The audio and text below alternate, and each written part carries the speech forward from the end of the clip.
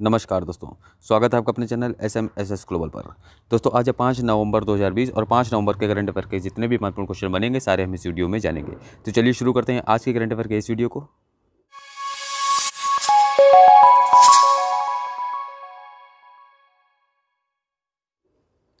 पहला क्वेश्चन है, हाल ही में प्रियंका राधाकृष्णन किस देश में भारतीय मूल की पहली मंत्री बनी है?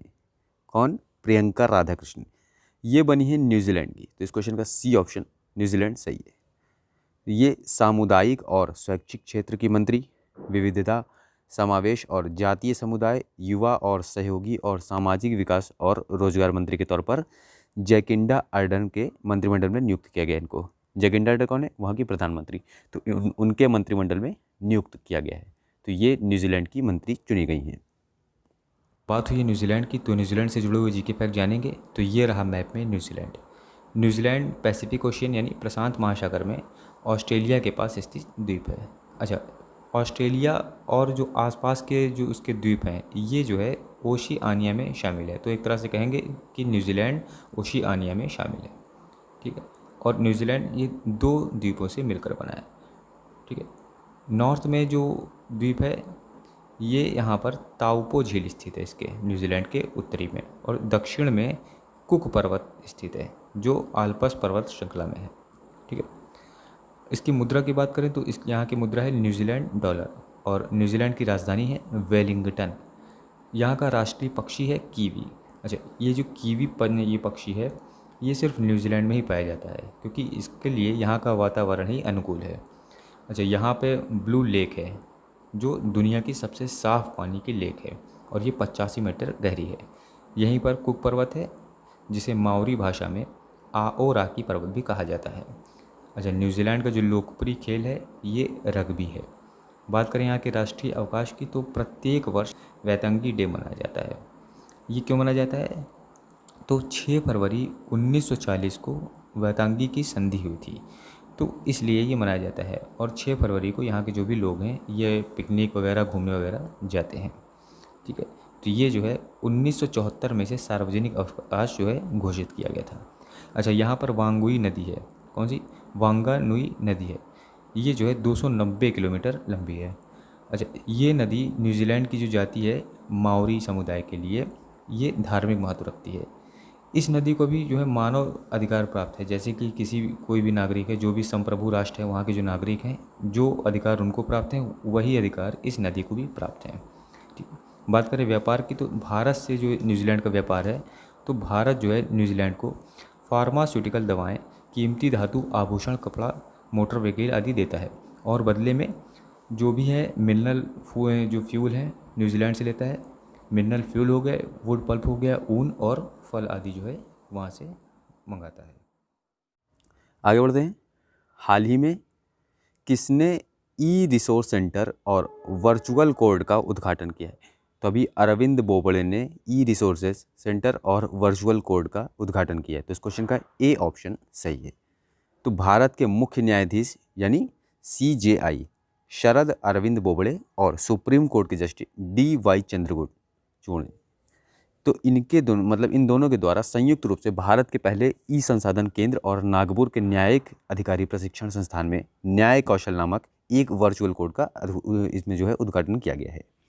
न्याय कौशल, तो न्याय कौशल के अंतर्गत सर्वोच्च न्यायालय यानी सुप्रीम कोर्ट और उच्च न्यायालय यानी हाई कोर्ट और साथ ही देश भर के किसी भी जिला न्यायालयों में मुकदमों के इलेक्ट्रॉनिक फाइल करने की सुविधा प्रदान करेगा। कौन? न्याय कौशल, ताकि जो भी प्रौद्योगिकी को उपयोग करके मुकदमों के लिए जल्द से जल्द जो है न्याय मिल सके। ठीक, आगे बढ़ते हैं।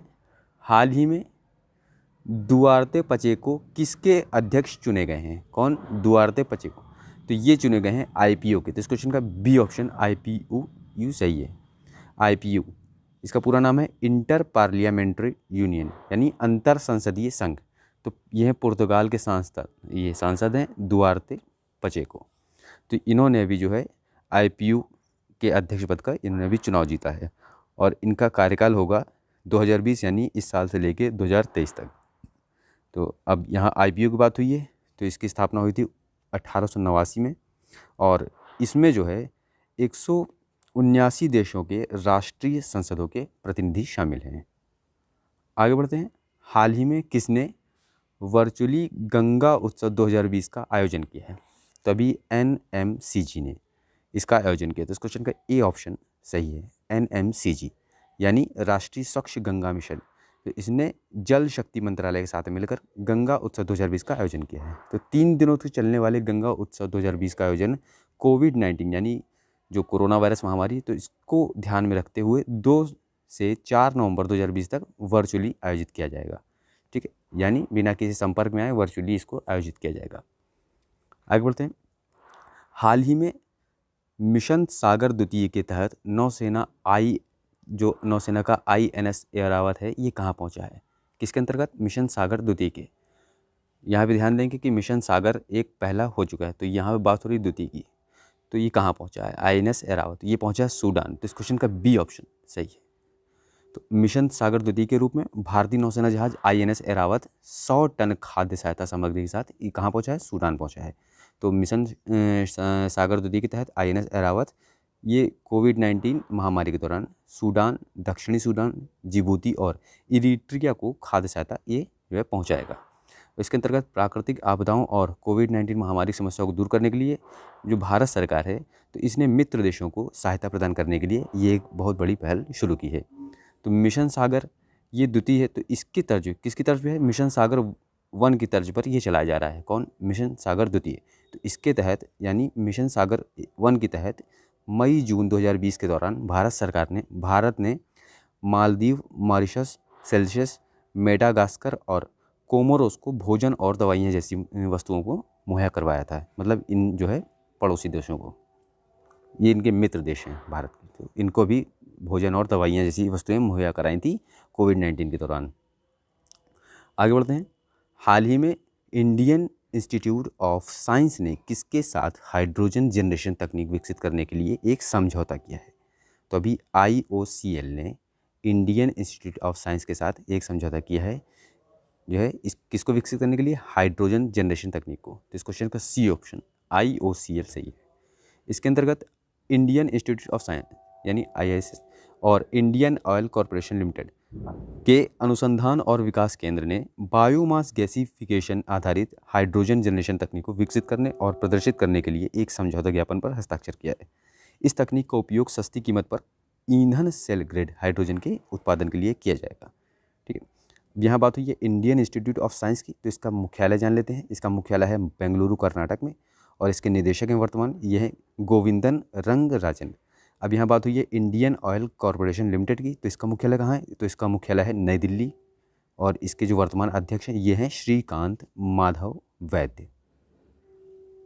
आगे बढ़ते हैं। हाल ही में किसने भारत इजराइल COE की आधारशिला रखी? तो अभी सर्बानंद सोनोवाल, इन्होंने भारत इजराइल COE की आधारशिला जो है रखी है। तो इस क्वेश्चन का सी ऑप्शन सही है, सर्बानंद सोनोवाल। तो ये हैं असम के मुख्यमंत्री। तो असम के मुख्यमंत्री सर्बानंद सोनोवाल ने कहाँ रखी? गुवाहाटी के बाहरी इलाके खेतड़ी में सब्जियों के संरक्षण के लिए Indo Israel centre of excellence, COE पूरा नाम होगा सेंटर ऑफ एक्सीलेंस, तो इसकी आधारशिला रखी है। COE तो ये असम के किसानों को उनके उत्पादन और आय को बढ़ाने में मदद करने के लिए इजराइल की नई नई तकनीकों की जानकारी प्रदान करेगा, और यह असम में कृषि और बागवानी उत्पादन को भी इसमें बढ़ावा मिलेगा, जिससे राज्य के जो भी किसान हैं उनको अधिक आर्थिक लाभ मिल सकेंगे। तो दोस्तों ये थे आज के करंट अफेयर के क्वेश्चन, और अब बात करेंगे पिछले वीडियो के प्रश्न की, जो पिछले वीडियो में क्वेश्चन किया गया था। तो क्वेश्चन था भारत का पहला टायर पार्क कहाँ स्थापित किया जाएगा? तो इसका सही आंसर होगा सी, पश्चिम बंगाल में। और अब बात करेंगे क्वेश्चन ऑफ द डे की। तो यह है हाल ही में किस राज्य में भारत की पहली सौर ऊर्जा से चलने वाली ट्रेन का उद्घाटन हुआ है? किस राज्य में? तो यह रहे आपके 4 ऑप्शन, और आप इसका आंसर नीचे कमेंट बॉक्स में बता सकते हैं। दोस्तों जुड़े रहिए हमारे साथ डेली करंट अफेयर्स के लिए, और हाँ, चैनल को सब्सक्राइब करना, लाइक करना और ज़्यादा से ज़्यादा शेयर करना बिल्कुल भी मत भूलिएगा। धन्यवाद।